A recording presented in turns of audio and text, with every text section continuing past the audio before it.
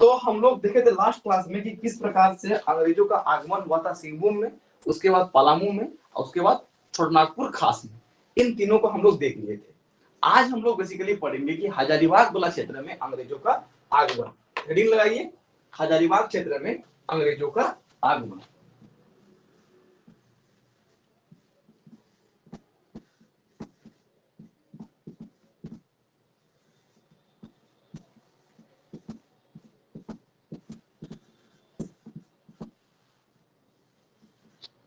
एक एक को हम लोग अलग करके इसलिए पढ़ रहे हैं क्योंकि ये टॉपिक दोनों तरफ से एकदम बहुत इंपॉर्टेंट होता है। अगर आप मॉडर्न हिस्ट्री पढ़ रहे होते हैं तब भी अंग्रेजों का आगमन भारत में किस प्रकार से हुआ या यूरोपीय कंपनियों का आगमन भारत में किस प्रकार से हुआ, इसमें भी जेएसएससी का फोकस रहता है।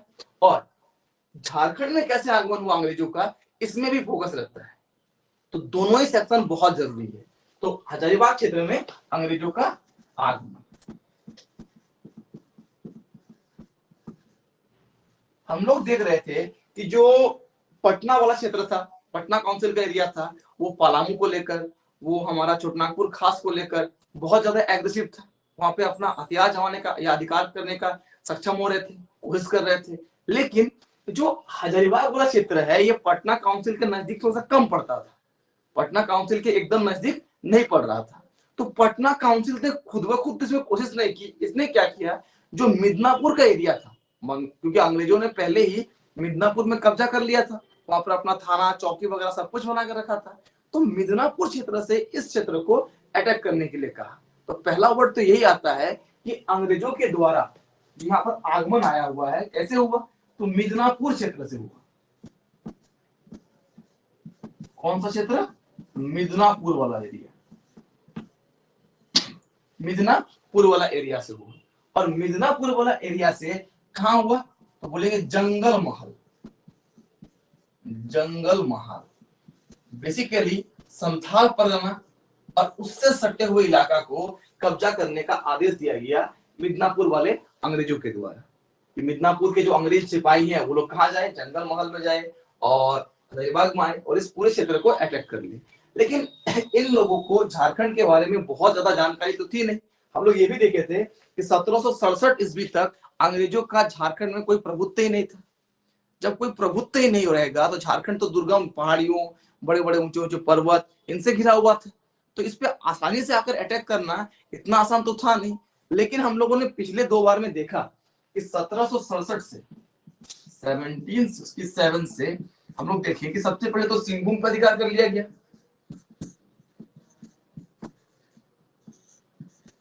और इसका जिम्मेवारी किसको सौंपा गया था, फर्गुसन को। पढ़े होंगे आप लोग। सिंहभूम पर अधिकार कर लिया किसके द्वारा, फर्गुसन के द्वारा। फिर हम लोग क्या देखें कि 1771 जुलाई 1771 के मध्य तक अंग्रेजों का अधिकार कहां हो गया, पलामू में भी हो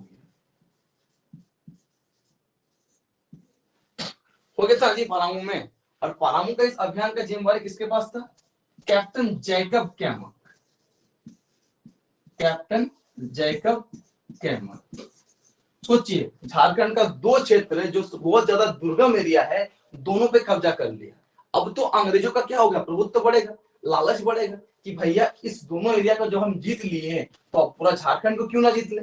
फिर हम लोग देखें कि जब पलामू के द्वारा जैकब कैमक ने पलामू परगना को जीत लिया और यहाँ का जो नया शासक है गोपाल राय को बना दिया।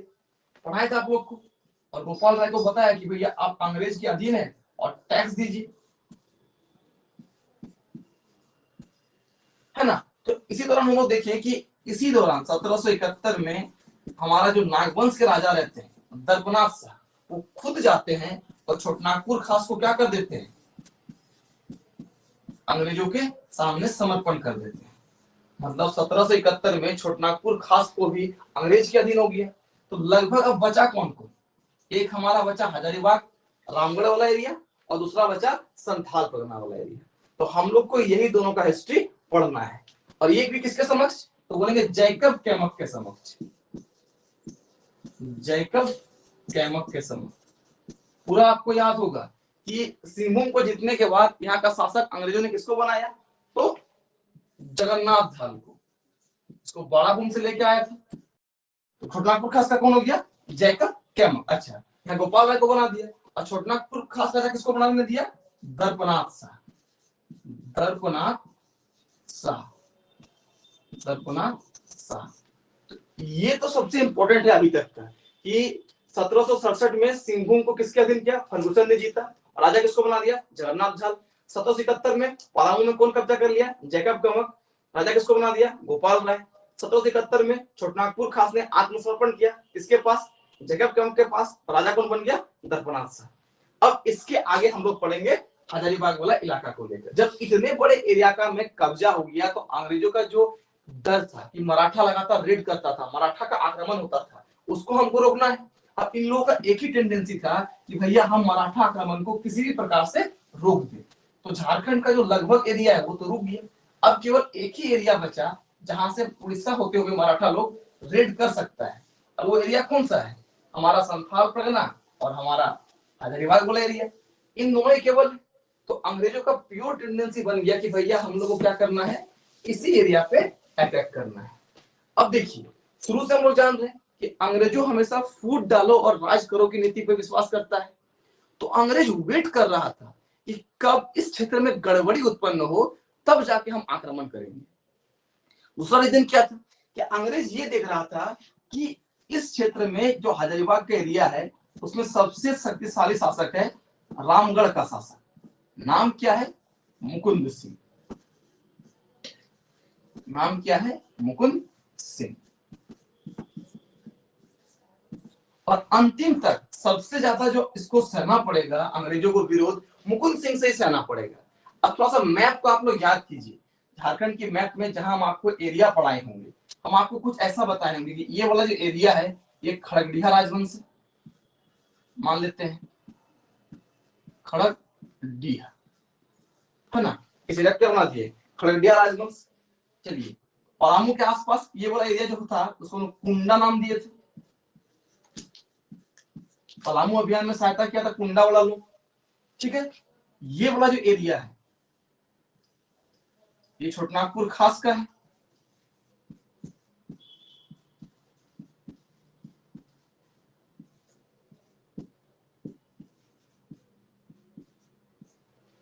क्लियर? ये जो हमारा एरिया दिख रहा है ये वाला, ये हो गया रामगढ़।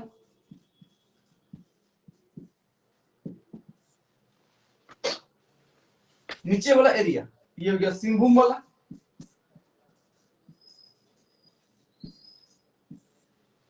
ठीक है, और इधर वाला क्या है? मिदनापुर वाला, पश्चिम बंगाल वाला।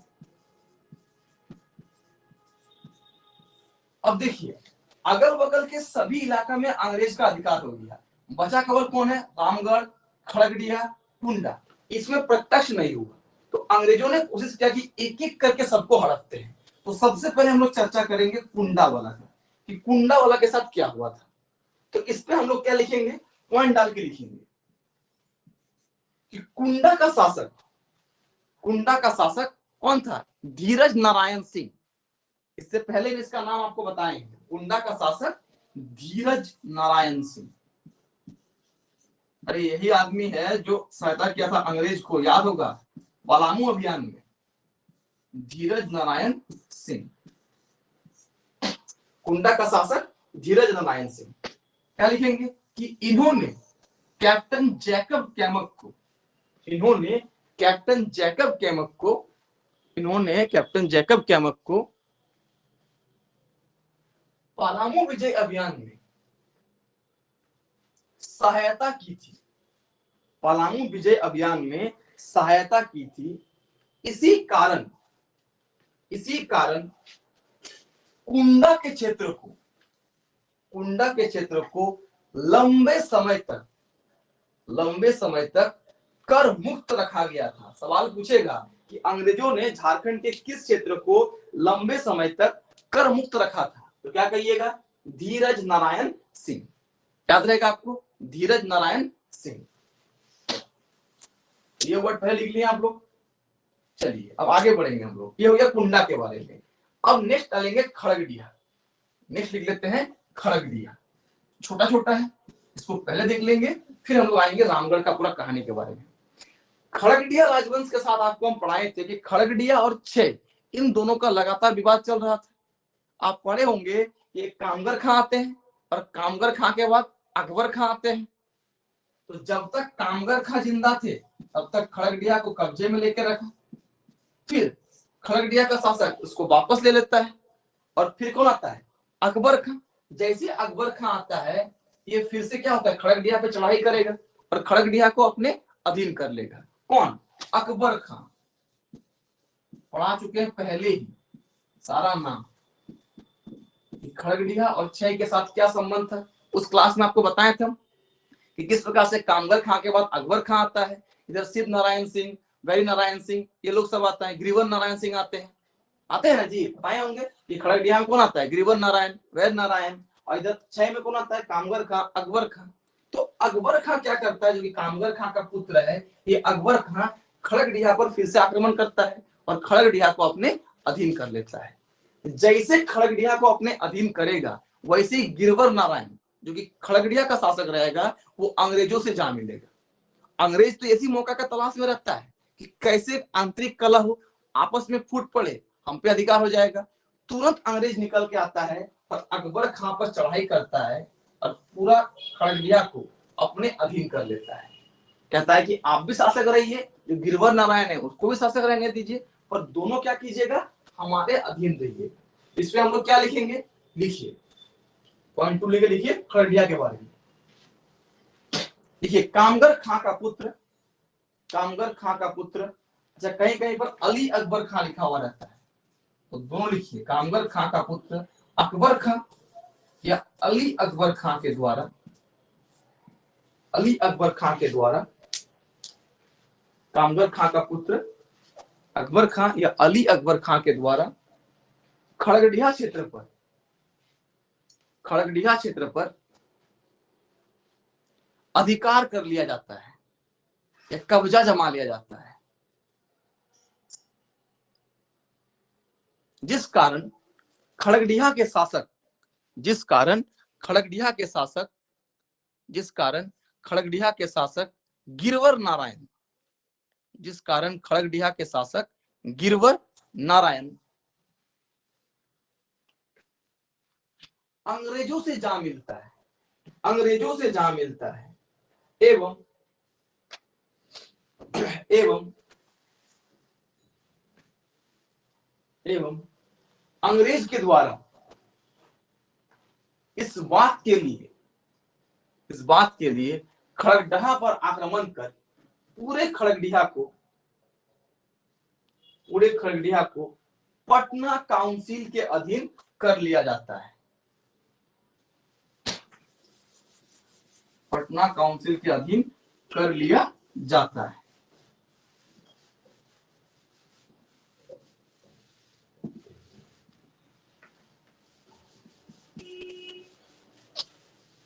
सारा ऑब्जेक्टिव क्वेश्चन पे ध्यान देना है, क्या क्या क्वेश्चन बन रहा है, तो ये सब आपको बहुत जरूरी है। आगे एक एक करके हम लोग को सब पे फोकस करना होगा।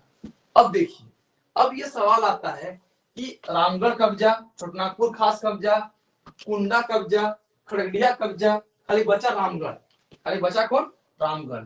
अब इसका कहानी पढ़ेंगे हम लोग। तो अब हिडी लगाइए, रामगढ़ में अंग्रेजों का प्रवेश, रामगढ़ में अंग्रेजों का प्रवेश। ठीक है, तो पहला पॉइंट क्या लिखना है, अब थोड़ा थोड़ा पॉइंट कर लिखते चलेंगे।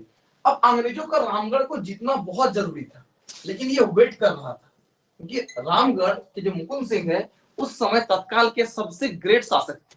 क्योंकि हम लोग जानते थे नागवंश कमजोर पड़ रहा था, नागवंश का टैक्स भी मुकुंद सिंह के माध्यम से जाता था, तो सबसे शक्तिशाली शासक कौन बना हुआ था, मुकुंद सिंह।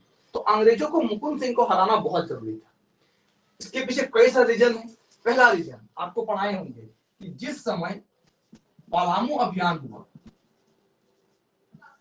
ना, पलामू अभियान, और पलामू का जो शासक चित्रजीत राय और उसके दीवान जयनाथ सिंह दोनों ही पलामू में हारने के बाद कहां भाग गए थे, रामगढ़ भाग गए थे।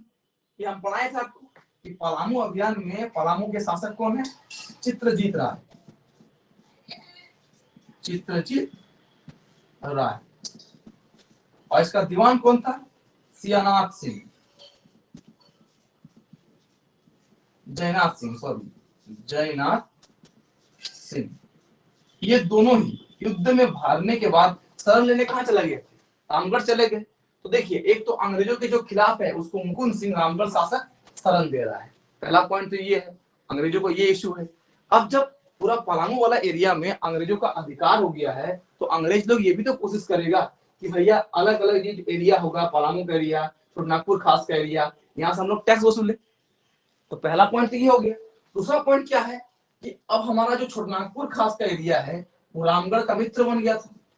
कल बताया था आप लोग को कि किस प्रकार से जैकब क्रमक ने दर्प नारायण शाह के साथ अपना टोपी बदला था, मतलब ठग लिया था कहीं और टोपी बदल के मित्र बन गया था।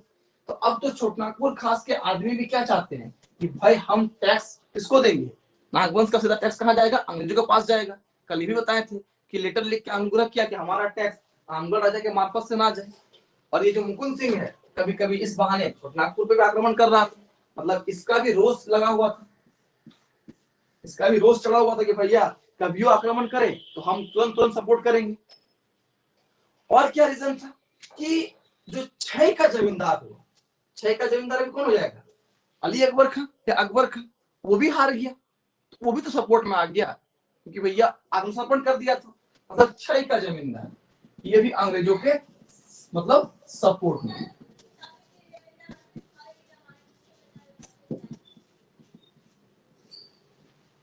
छह का जमींदार भी अंग्रेजों के सपोर्ट में, खड़गड़िया भी सपोर्ट में, कुंडा का धीरज नारायण सिंह तो पहले सपोर्ट में। मतलब चारों ओर से रामगढ़ शत्रुओं से घिर गया था, अंग्रेजों से घिर गया था।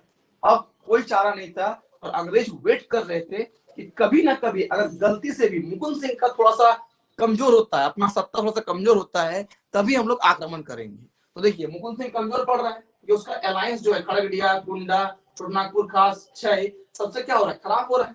पलामू वाला भी हार गया, तो अब करेगा आक्रमण। तो ये पॉइंट पहले नोट कर लीजिए।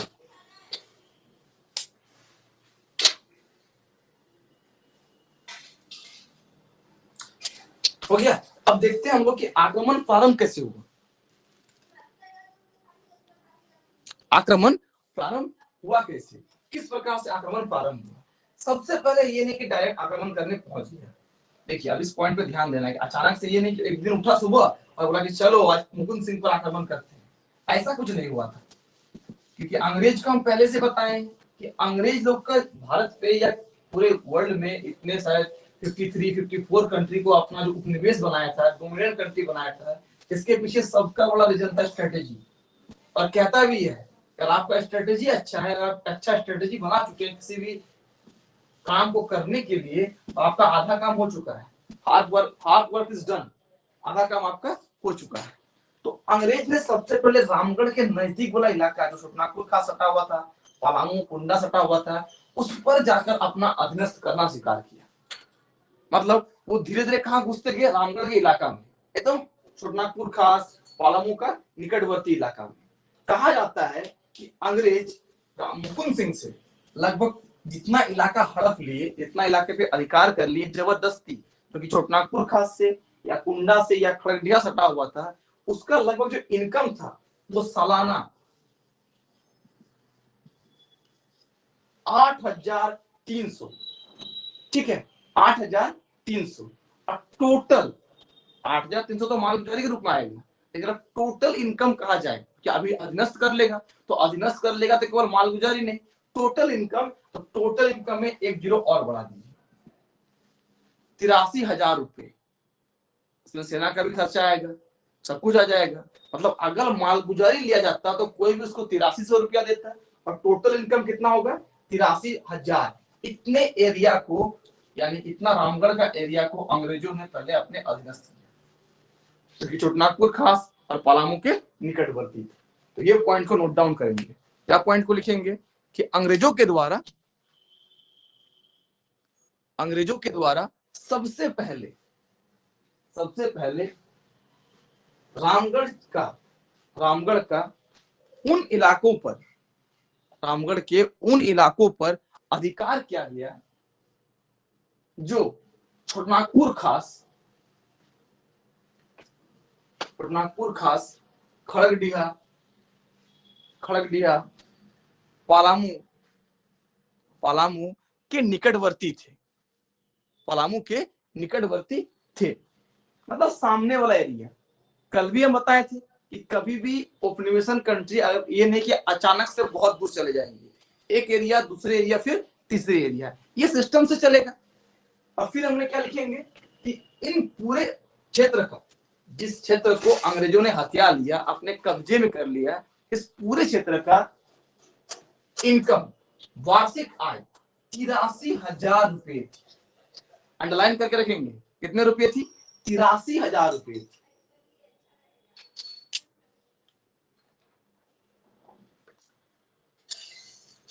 अब मुकुंद सिंह को कहीं ना कहीं ये इलाका वापस चाहिए ना, तो इस पे ये कभी ना कभी अंग्रेजों पे अधिकार आक्रमण करते रहेगा, और अंग्रेजों के खिलाफ जो मराठा आएंगे उसको भी शरण देगा, चित्रजीत राय को भी भड़काएगा, जयनाथ सिंह को भी भड़काएगा कि जाओ भैया आक्रमण करो। मतलब अंदर अंदर में दोनों एक दूसरे के खिलाफ तो है, लेकिन सामने नहीं आ रहा है, सपोर्ट तो कर रहा था।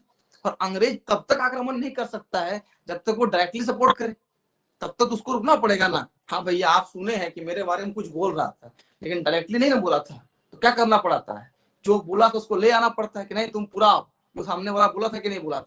और जब भी ऐसा घटना होता है बीच वाला मुकर जाता है, फंस जाते हैं हम दोनों। तो यही कंडीशन यहाँ पर भी था।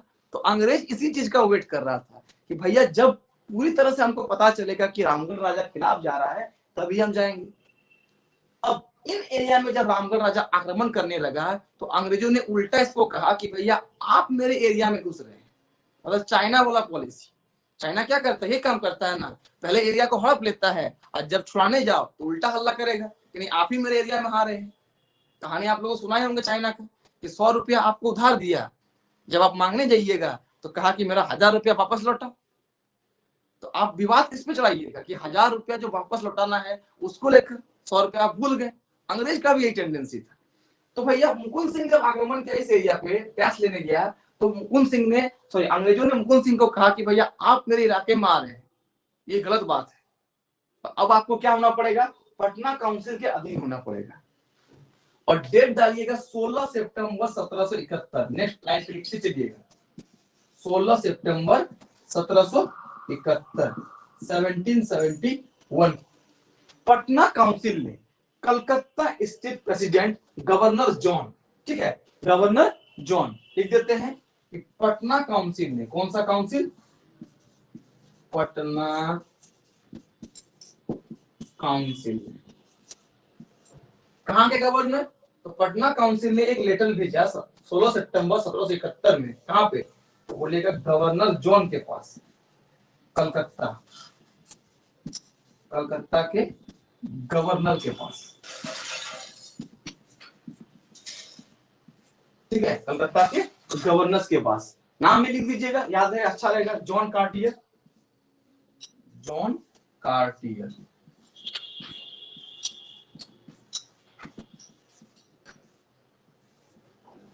तो 16 सितंबर 1771 को पटना काउंसिल ने अपना एक लेटर भेजा, किसको, कलकत्ता के गवर्नर जॉन कार्टियर को। और लेटर में क्या कहा कि भैया मुकुंद सिंह हम लोग पे आक्रमण कर रहा है और इसको लेके जल्द से जल्द आप एक कार्यवाही जारी कर दीजिए। पटना काउंसिल ने भेजा।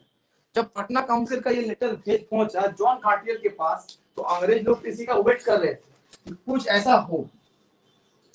तुरंत तुरंत जॉन कार्टियर ने एक नोटिस इशू कर दिया और नोटिस इशू करके क्या कहा कि मुकुंद सिंह को अपना कंट्रोल में रहना पड़ेगा, मतलब एक आचरण पे रहना पड़ेगा, और 20,000 रुपए लिख लीजिएगा, 20,000 रुपए सालाना टैक्स पे करना होगा। कितना रुपए, 20,000 रुपए सालाना टैक्स पे करना होगा। अगर ये दोनों बात को नहीं मानता है तो छना, मतलब जल्द से जल्द मुकुंद सिंह पर कानूनी कार्रवाई की जाएगी, मतलब उसको गद्दी से हटा दिया जाएगा, मतलब उस पर आक्रमण किया जाएगा। और अंग्रेजों ने इसके पीछे रीजन क्या दिया कि मुकुंद सिंह अपने एरिया को छोड़ के हमारे एरिया पर, यानी कि हमारे खुद के एरिया पर आक्रमण करने आ रहा है, उल्टा चोर कोतवाल को डांटे, यही वाला कंडीशन यहाँ हुई है। अब जैसे ये एडमिशन हुआ, मुकुंद सिंह के पास ये पहुंचा कि आपको 20,000 रुपया सालाना देना पड़ेगा और क्या करना पड़ेगा, ये जो आपको आचरण पे रहना पड़ेगा। अब मुकुंद सिंह भैया एक महान शासक, गंभीर शासक, जो अपने आप को बहुत मजबूत समझता था, तो स्टार्टिंग में वो तो टैक्स बोला कि हम देंगे, लेकिन ये नहीं कि आपको अचानक से आपके कहने पर देंगे। मेरे पास जब आएगा हम टैक्स तो आपको पहले भी देते थे। छोटनागपुर खास का टैक्स भी हम लोग जानते हैं कि रामगढ़ राजा के मार्फत से ही जाता था, अंग्रेजों के समय से ही। तो वो माल गुजारी, मतलब जब बुलाया तब दिए, लेकिन रेगुलर बेस पे हमको टैक्स देना ही होगा, ऐसा कोई सिस्टम नहीं है। क्लियर? तो हम लोग आगे बढ़ेंगे कि अब क्या होगा। इस लाइन को आप लोग लिख लिए होंगे, लिख लीजिए कि 16 सितंबर 1771 को 16 सितंबर 1771 को 16 सितंबर 1771 को पटना काउंसिल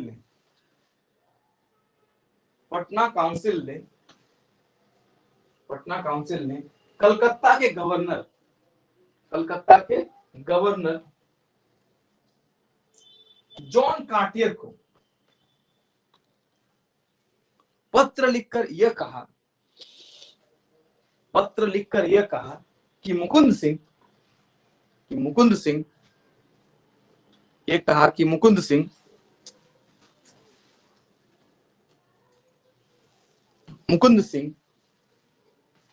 अंग्रेजों के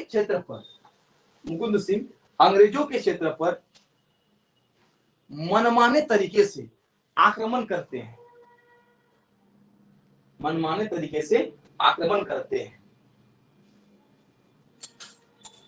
जिस कारण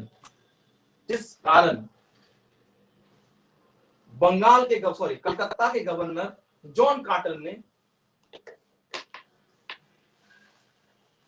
यह सूचना या यह नोटिस जारी की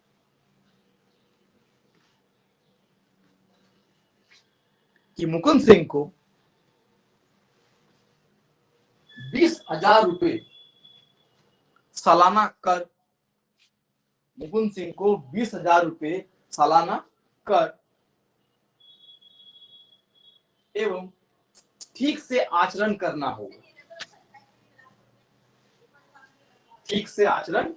होगा, नहीं तो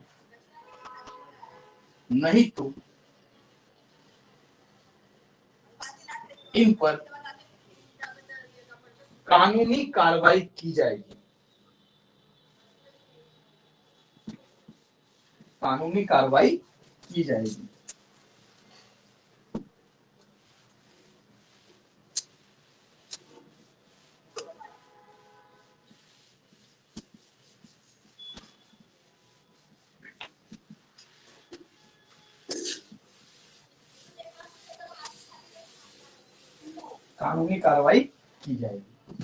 लिख लीजिए कि मुकुंद सिंह ने प्रत्यक्ष तौर पर, मतलब पूरा पूरी बोलिएगा, प्रत्यक्ष तौर पर इसे मानने से इनकार कर दिया।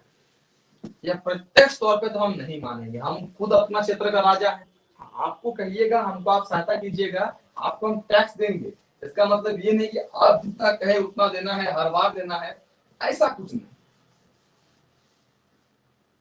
अब तक तो मुकुंद सिंह ठीक है रामगढ़ का शासक था, लेकिन इंटरनल डिस्टर्बेंस तो नहीं ना था, रामगढ़ तो ठीक ठाक था। लेकिन 1771 में अंग्रेजों ने एक फूट डाल दिया। क्या फूट डाला कि मुकुंद सिंह की सेना में, ये जो मुकुंद सिंह हमारा दिख रहा है रामगढ़ का शासक, इसी के सेना में इसी का एक सगे संबंधी था, नाम था तेज सिंह। नाम क्या था? तेज सिंह। वही तेज सिंह है जो राजधानी बनाएगा इचाक। तेज सिंह, जिसका रामगढ़ का जो सेना था उस पर अच्छा खासा दबदबा था तेज सिंह का, कि ये सेना के साथ जुड़ा हुआ था, तो सेना पर भी इसका नियंत्रण था। अंग्रेजों ने किसी तरह इसी को भड़का दिया। किसको? तेज सिंह को। बोला कि भैया तुम्ही को राजा बना देंगे। कहा तुम सेना पर कंट्रोल लेके कमांडर बन के बैठा हुआ है, तुम भी तो राजवंश का है, राजवंश का खून तुम्हारे अंदर भी है, तो तुम क्यों राजा बन जाता है? तो कहा कि भैया हम तो केवल सेना को नियंत्रण करते हैं, हमारा सपोर्टर कहाँ है? तो अंग्रेज कहा कि भैया तुम अपना सपोर्टर ढूंढो, अपना टीम बनाओ, तो जैसे तुम्हारा टीम बन जाएगा हम तुमको राजा बना देंगे। तो जैसे तेज सिंह को यह लालच हुआ, तो तेज सिंह क्या करेगा? इंटरनल गड़बड़ी, मतलब रामगढ़ की जो सत्ता है, रामगढ़ की जो गद्दी है, रामगढ़ की गद्दी पर अपना अधिकार बताएगा कि हम भी राजा बन सकते हैं, हम भी मुकुंद सिंह के बराबर हैं। मतलब अब सोचिए, अंग्रेज लोग यही कोशिश कर रहा था कि बाहर से तो हम लोग घेर के रखे हैं, रामगढ़ के अंदर में इंटरनल डिस्टर्बेंस स्टार्ट हुए। जैसे ही तेज सिंह ने रामगढ़ की गद्दी के लिए धावा बोल दिया या अधिकार की बात कर लिया, वैसे रामगढ़ में क्या हो गया, इंटरनल डिस्टर्बेंस स्टार्ट। अंग्रेज यही चाह रहा था, पर अंग्रेज क्या कहता है कि हम सुलह कर देंगे। तुरंत कहा मुकुंद सिंह को, भैया कि आपको राजा बन के रहना है तो आप क्या दीजिए, हमको टैक्स दीजिए। मतलब भड़काया भी तेज सिंह को अंग्रेज, और मुकुंद सिंह से टैक्स भी मांग रहा है अंग्रेज। मतलब फूट डालो और राज करो। भैया मुकुंद सिंह भी देखा कि सेना पर नियंत्रण था, तेज सिंह का समर्थन में क्षय आ गया, तेज सिंह के समर्थन में खरडिया आ गया, कि सेना का जो कमांडर था उसी के साथ संबंध होता था, अंग्रेज लोग आ रहे हैं, तो भैया मुकुंद सिंह भी टैक्स देने के लिए मान गया। कोई बात नहीं भैया, हम आपको टैक्स देंगे। तो आंतरिक गड़बड़ी का फायदा कौन उठाया, अंग्रेजों ने, और टैक्स देने के लिए कौन माना, मुकुंद सिंह। और क्या माना, इस बात को देखिएगा। तो पहले इस वर्ड को लिख लीजिए, फिर लिखाएंगे। लिख लीजिए पहले कि 1771 में, 1771 में ही रामगढ़ सेना के, रामगढ़ सेना के एक व्यक्ति तेज सिंह ने, तेज सिंह ने संभवतः संभवतः अंग्रेजों के, अंग्रेजों के भड़काव में आकर, संभवतः अंग्रेजों के भड़काव में आकर, संभवतः अंग्रेजों के भड़काव में आकर, संभवतः अंग्रेजों के भड़काव में आकर रामगढ़ की गद्दी पर, रामगढ़ की गद्दी पर, रामगढ़ की गद्दी पर अपने अधिकार की बात की, जिससे रामगढ़ में, जिससे रामगढ़ राज्य में आंतरिक कलह, आंतरिक कलह होना प्रारंभ हो गया, इंटरनल डिस्टर्बेंस होना स्टार्ट हो गया, जिस कारण मुकुंद सिंह ने,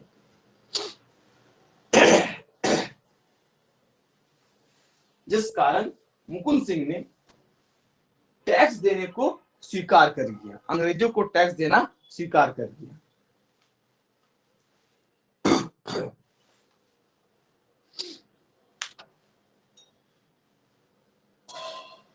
चलिए अब आगे देखिए, इन्होंने तुरंत 1771 के अंत में, क्या लिखेंगे, 1771 ईस्वी के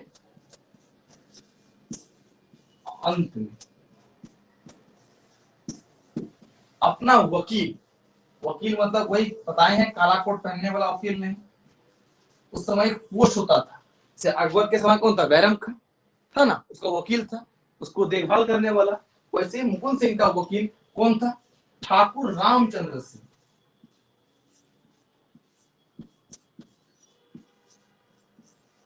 ठाकुर रामचंद्र सिंह, इसको भेज दिया सीधा किसके पास, जैकब कैमक के पास। इसके पास, जैकब कैमक के पास। भैया आप जाइए और जैकब कैमक से बात कीजिए। और बात होने के बाद सिंपल ये लोग का जो प्रस्ताव रहा कि हाँ मुकुंद सिंह आप टैक्स देगा, पे करेगा, ये प्रस्ताव चल गया पटना काउंसिल के पास। ये प्रस्ताव कहाँ चला गया, पटना काउंसिल के पास। यानी पटना काउंसिल ने टैक्स देना लगभग मान लिया कि भैया हमारा जो मुकुंद सिंह है वो टैक्स पे करेगा। और फाइनली 3 दिसंबर 1771, डेट लिखना है 3 दिसंबर 1771, पटना काउंसिल ने एक खिल्लत मतलब जो पट्टा होता है वो पट्टा सौंप दिया और 3 साल का टैक्स भेजा गया कि भैया 1772 से लेकर 1775 तक आपको पट्टा दिया जाता है। किसको, मुकुंद सिंह को 3 साल के लिए पट्टा दिया जाएगा, एक खिल्लत भेजा गया 1772 से लेकर 1775। आप क्या कीजिए, टैक्स पे कीजिए। अब बात को समझना है, 20,000 रुपया टैक्स का बात किया था, तो 20,000 रुपया तो देना होगा ना। लेकिन लेट जब हुआ तो टैक्स का रेट को बढ़ा के 1,000 और बढ़ा दिया, बोला कि आपको अब 21,000 रुपये सालाना टैक्स देना होगा। अभी हम पढ़ाए थे कि अंग्रेजों ने, जिस समय अंग्रेज काउंसिल ने, जॉन कार्टियर ने कितना टैक्स देने की बात की थी, तो 20,000 रुपये। लेकिन उस समय मुकुंद सिंह डायरेक्टली माना नहीं, कुछ समय लेट कर गया, तो अंग्रेजों ने यानी पटना काउंसिल ने अब 1772 से लेकर 75 तक का समय किसको दे दिया, उसको टैक्स के लिए दिया, मुकुंद सिंह को दिया कि भैया खिल्लत में दे दिया, पटना में दे दिया।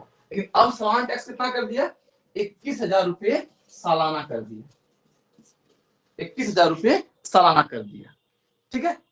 और बोला कि भैया जो आपको बकाया टैक्स है, और बकाया टैक्स को अंग्रेजों का दस्तावेज देख रहे हैं तो एग्जैक्टली कितना मिलता है, बोला कि आपका बकाया है 23,228 रुपये, 23,228 रुपये जो बकाया है, ये भी आपको देना होगा, ये भी आपको देना होगा। क्लियर है? तो भैया क्या बोलिएगा कि जो मर रहा है, जो डूब रहा है, डूबते को तिनके का सहारा, जो मिल जाए उस समय जिंदा रहने के लिए सब ठीक, कुछ नहीं तो मतलब सब ठीक भैया। जो अंग्रेज लोग कह रहे हैं मानना पड़ेगा, आंतरिक कलह बहुत बढ़ गया है। सेना लोग चाहता है कि तेज सिंह राजा बन जाए, 6 वाला सपोर्ट कर रहा है, सोच रहा है कि अंग्रेज को हम टैक्स नहीं देंगे तो ये लोग भी तेज सिंह को सपोर्ट कर देगा, तो कहीं ना कहीं मतलब इसको मानना ही पड़ा। एक तरह से ना नहीं बोल पाया, लेकिन टैक्स देगा नहीं, बोला ठीक है हम टैक्स दे देंगे, ठीक है। तो क्या टैक्स डिसाइड हुआ कि 3 दिसंबर 1771 को पटना काउंसिल के द्वारा पट्टा जारी कर दिया गया या खिल्लत भेजा गया। उस खिल्लत के अनुसार 1772 से लेकर 1775 के लिए 3 वर्ष के लिए क्या दिया गया, इसको पट्टा में दिया गया, मुकुंद सिंह को पट्टा में दिया गया कि भैया पट्टा में आप टैक्स वसूलिए या इस क्षेत्र में आपका अधिकार रहेगा, 1772 से 1775। लेकिन अब आपको सालाना टैक्स कितना देना पड़ेगा, 21,000 रुपये सालाना, और साथ ही साथ जो आपका बकाया है 23,228 रुपये वो भी देना होगा। क्लियर है? तो इस पॉइंट को भी आप लोग लिख लीजिएगा कि किस प्रकार से मुकुंद सिंह ने 1771 ईस्वी के अंत में अपने वकील ठाकुर रामचंद्र सिंह को कहां भेजा, पटना काउंसिल के पास भेजा, यानी जैकब कैमक के पास भेजा। और फिर पटना काउंसिल ने यह डिसाइड किया कि 3 दिसंबर 1771 को एक नोटिस जारी कर दिया, एक खिल्लत जारी की, जिसके अनुसार 1772 से लेकर 1775 तक 3 वर्षों के लिए जो पट्टा है वो किसको दिया गया, मुकुंद सिंह को दिया गया। और इस पर टैक्स कितना हो गया इस बार, 21,000 रुपये सालाना हो गया। साथ ही साथ ये भी कहा कि आपका जो बकाया है 23,228 रुपये वो भी आपको देना होगा। क्लियर है? चलिए आज को यहीं पर रखेंगे, कल हम लोग देखेंगे कि क्या मुकुंद सिंह इतने बड़े राशि बकाया 23,228 और 21,000 रुपये सालाना टैक्स देगा, या इसके खिलाफ वो विद्रोह कर देगा, या क्या साजिश रचेगा, और बाद में कैसे अंग्रेजों के द्वारा मुकुंद सिंह को हराकर पूरे क्षेत्र पर अधिकार कर लिया जाएगा। तो चलिए मिलेंगे कल के वीडियो में, तो आज के लिए थैंक यू।